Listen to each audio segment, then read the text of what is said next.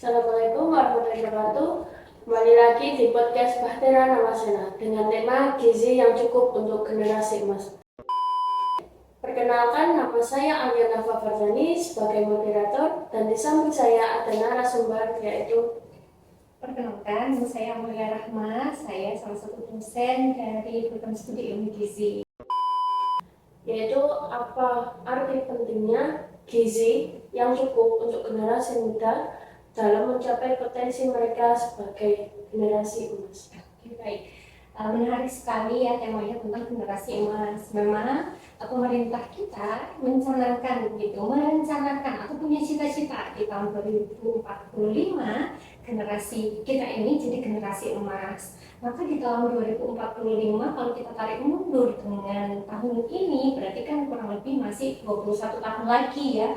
Jadi 21 tahun lagi kita mempersiapkan nih siapa yang akan menjadi pemimpin nantinya. Nah, di 21 tahun mendatang barangkali bukan saya lagi kan yang menjadi atau generasi kami gitu, generasi milenial kalau saya, tetapi generasi-generasi saat ini atau generasi yang bahkan belum ada begitu ya, kita persiapkan supaya mereka menjadi orang-orang atau calon-calon manusia-manusia yang unggul gitu ya, sehingga namanya generasi emas itu belum bisa terwujud. Nah, salah satu faktor yang berpengaruh begitu ya terhadap bagaimana kualitas sumber daya manusia adalah asupan gizinya gitu, tidak bisa dipungkiri pasti salah satunya adalah dukungan dari gizi begitu. Jadi pemenuhan gizi yang cukup sangat berpengaruh pertama terhadap kesehatan begitu ya, terhadap tumbuh kembang. Kalau gizinya cukup maka dia akan tumbuh dengan baik, dengan optimal. Begitu pula dengan perkembangannya, salah satunya adalah perkembangan otak juga begitu, sehingga tidak menjadi wacana saja kalau generasi emas itu bisa terwujud. Nah, generasi emas bisa terwujud dengan adanya komitmen tentu saja dari pemerintah, kemudian dari lapisan masyarakatnya sendiri gitu, untuk mau mengimplementasikan begitu ya, untuk mau mempraktikkan mengkonsumsi makanan atau gizi seimbang untuk paling tidak untuk dirinya sendiri dan juga untuk anak keturunannya gitu ya. Nah, kira-kira begitu. Selanjutnya, bagaimana cara memastikan anak-anak mendapatkan nutrisi yang cukup untuk mendukung pertumbuhan dan perkembangan mereka?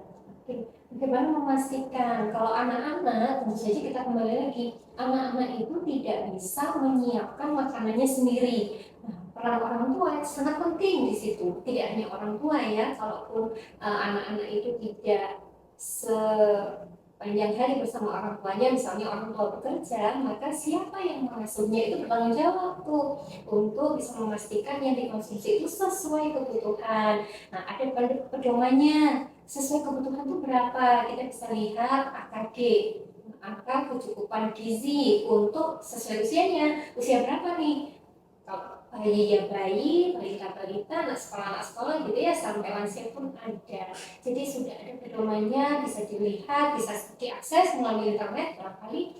Nah, jadi itu cara memastikannya. Kita harus sadar dulu, orang tua harus sadar anak itu tidak bisa menyiapkan makanannya sendiri, maka ada yang harus menyiapkan gitu ya. Orang tua juga harus komitmen bahwasanya memenuhi makanan anak itu tidak hanya cukup kenyang saja, tetapi harus ada isinya. Kalau hanya kenyang, kasih nasi kenyang, kasih mie kenyang, tapi gizinya bagaimana gitu kan. Cita-cita kita nih, generasi penerus kita nih lebih baik daripada kita gitu. Makanya dimulai dari situ, harus ada kesadaran, kemudian harus ada komitmen dari orang tua begitu kira-kira jawabannya. Yang selanjutnya, biasanya kan ada anak yang sulit makan, kebanyakan anak tidak suka dengan sayuran. Menurut Ibu bagaimana cara untuk mengatasi tersebut? Oke, bagaimana cara mengatasi anak-anak yang picky eater ya, maksudnya yang tidak menyukai jenis makanan tertentu? Kita bisa, salah satu caranya biasanya sih kita merekomendasikan nih untuk ibu-ibu apa namanya, diolah menjadi olahan yang lain yang mereka suka. Misalnya anak itu suka ayam misalnya gitu ya, ayam goreng, hanya ayam goreng saja yang dia suka misalnya. nggak pakai sayur, hanya ayam dan nasi dan kecap barangkali begitu. Nah, ibu-ibu bisa berkreasi begitu, misalnya membuat adonan, di situ ada ikan, ada sayur, dicampur jadi satu seperti adonan bakso, kemudian dibentuk seperti ayam, gitu ya, seperti apa drumstick misalnya, gitu ya. Nah, itu cara mengecoh sebenarnya sih, cuman tujuan kita baik. Jadi kita ingin anak-anak kita ini tercukupi zat gizinya, yang dia tidak suka dia bisa makan, tapi dia tetap nyaman dengan yang dimakan, gitu. Karena kalau namanya anak picky eater itu dia hanya menyukai sesuatu atau mengkonsumsi sesuatu yang dia suka saja, gitu ya, dan itu tidak baik ketika itu terus-terusan kita turuti, gitu. Akhirnya nanti di kemudian hari atau semakin tambah besar dia hanya mengenal apa yang dia suka saja. Makanya ya triknya seperti itu. Tetap kita berikan baik olah dengan cara yang lain. Misalnya tidak suka buah-buahan, bisa diubah menjadi es krim gitu ya, atau smoothie dan lain-lain, itu anak-anak pasti suka. Atau misalnya dibentuk jadi puding yang lucu-lucu gitu ya. Nah, itu kira-kira salah satu atau beberapa cara untuk mencoba mengenalkan kepada anak bahan makanan yang dia tidak sukai.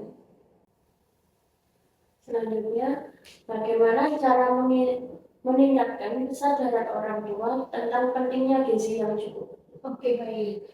Kalau bagaimana caranya meningkatkan kesadaran orang tua? Pertama, kita harus tahu dulu nih, sebagai tenaga kesehatan ya nantinya, orang tua tidak sadar itu ada beberapa faktornya. Pertama, karena tidak tahu, maka kita harus memberitahu, gitu ya, melalui edukasi, penyuluhan, atau ya barangkali tidak hanya yang konvensional seperti itu ya, misalnya konten-konten TikTok ataupun konten Instagram itu diisi dengan edukasi-edukasi semacam itu tentang gizi seimbang, pentingnya gizi seimbang untuk anak. Saya kira sih semakin bertambahnya di zaman begitu ya, dengan penggunaan sosial media yang masif, orang tua pasti pernah lah selewat gitu ya, ketemu dengan konten-konten edukasi kesehatan gitu.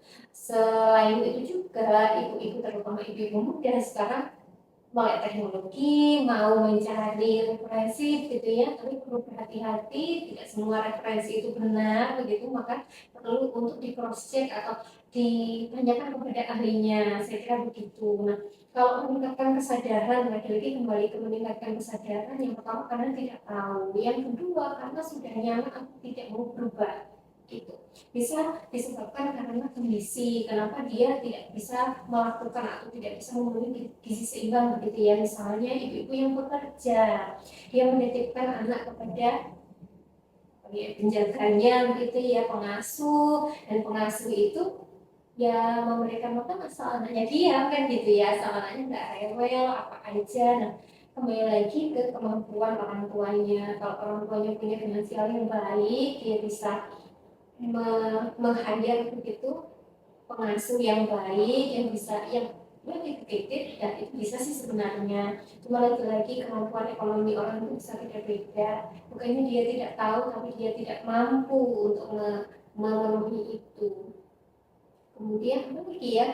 Ya itu sih mungkin, atau memang tidak mau berubah karena sudah nyaman. Ya sudah lah, pokoknya anaknya dia duduk aja. Gitu, karena saya beberapa kali menemui ibu-ibu yang tidak bekerja, kemudian dia mengasuh sendiri anaknya, tapi anaknya stunting nih. Kenapa kira-kira? Ternyata setelah digali, ternyata si ibu apa ya, memang tidak mau artinya tidak mau ribet sebenarnya begitu ya, mencari gampangnya saja, kembali ke individu atau personalnya ya, mau atau tidak mau itu kembali ke kenyataannya. Dia bisa saja sudah tahu tetapi tidak mau melakukan karena merasa ribet dan lain-lain, atau bahkan dia sudah tahu, dia mau tapi dia tidak mampu begitu, atau sebenarnya mampu tapi dia tidak tahu. Lah lagi-lagi ada banyak faktor kenapa atau bagaimana caranya meningkatkan kesadaran.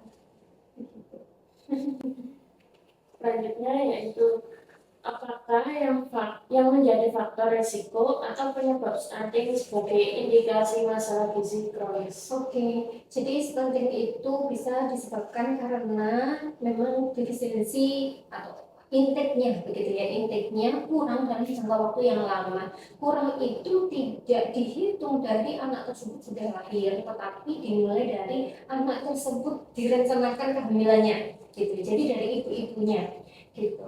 Maka faktornya yang pertama adalah kesehatan ibu, tentu saja ya ibunya ya ayahnya, maksudnya calon orang tua ini gitu. Faktor pertama itu kalau ibunya, apa terutama ibu ya, karena dia tumbuh berkembang, janin itu menyatu dengan ibu kan begitu, maka faktor ibu itu sangat penting sekali, tetapi tidak menutup kemungkinan faktor ayah pasti ada gitu ya, kesehatan atau ke apa kalau begitu sebenarnya,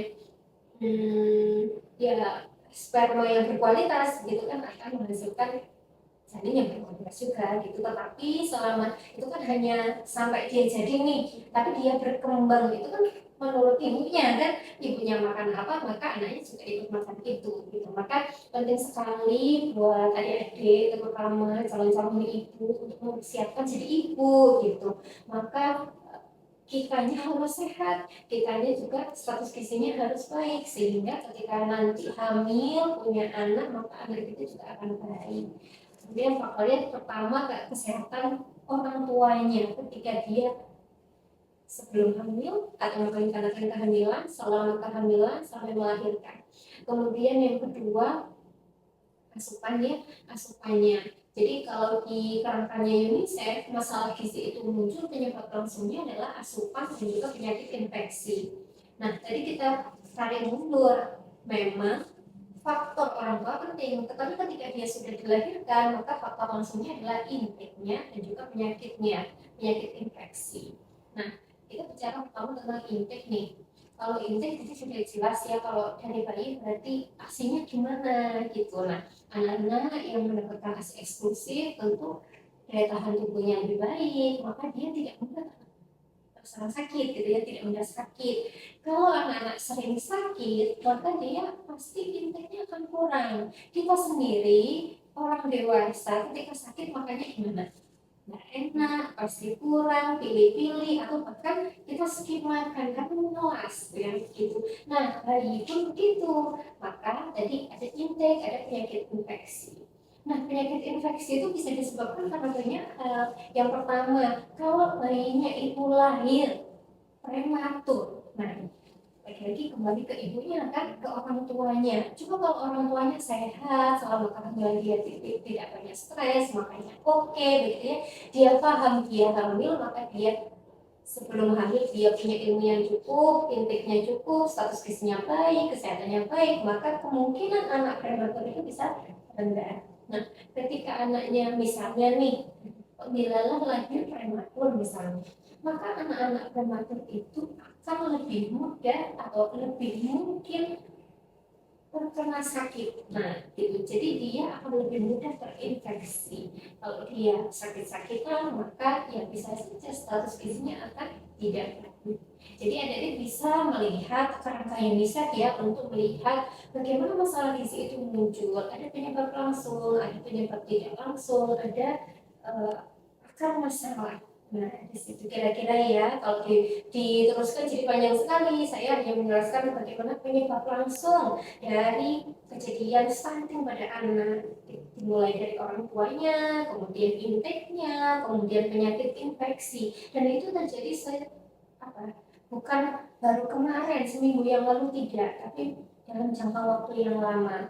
Baru manifestasinya adalah stunting, karena stunting merupakan salah satu indikator seseorang itu atau anak itu mengalami masalah gizi kronis. Ibu, untuk pertanyaan selanjutnya, bagaimana teknologi dan inovasi dapat digunakan untuk meningkatkan akses pendidikan tentang gizi yang cukup bagi generasi sekarang?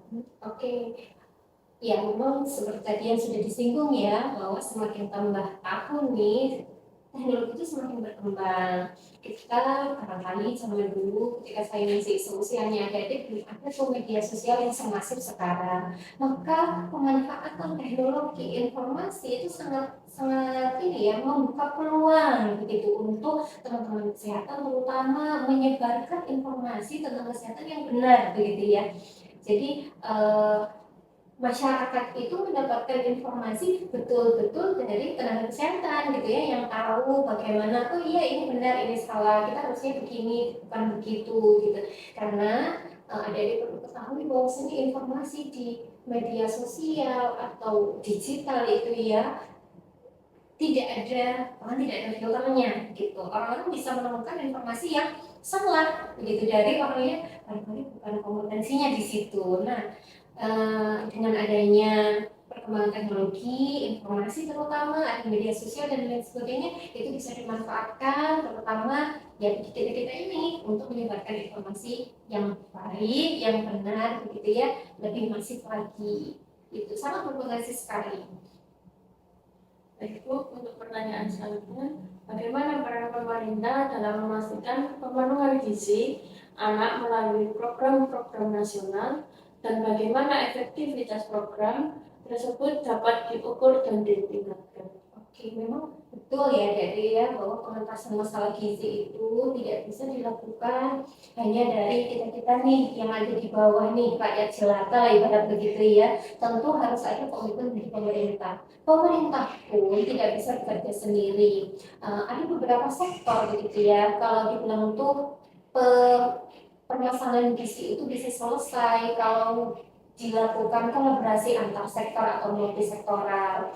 Jadi kalau misalnya stunting itu tidak melulu soal kesehatan, tidak melulu soal pangan, tapi juga tentang kebersihan, perumahan, gitu ya. Kebersihan itu ya air bersih, lingkungan, begitu. Jadi ada banyak sekali sektor-sektor itu yang harusnya ikut sama-sama menyelesaikan masalah ini, karena stunting itu hanya salah satu faktor saja indikator bagaimana sumber daya manusia kita ini saat ini. Kalau banyak yang stunting itu bisa prediksi perkembangannya tidak kurang optimal, maka nanti ke depan anak-anak kita ini jadi apa begitu. Kita bisa lihat saja lah saat ini orang-orang luar negeri itu datang ke Indonesia jadi apa, sedangkan orang-orang Indonesia ke luar negeri itu jadi apa gitu ya. Kalau orang luar negeri ke Indonesia barangkali bisa jadi model, bisa jadi apa, pegawai, pengusaha begitu. Kalau orang Indonesia datang ke luar negeri identik dengan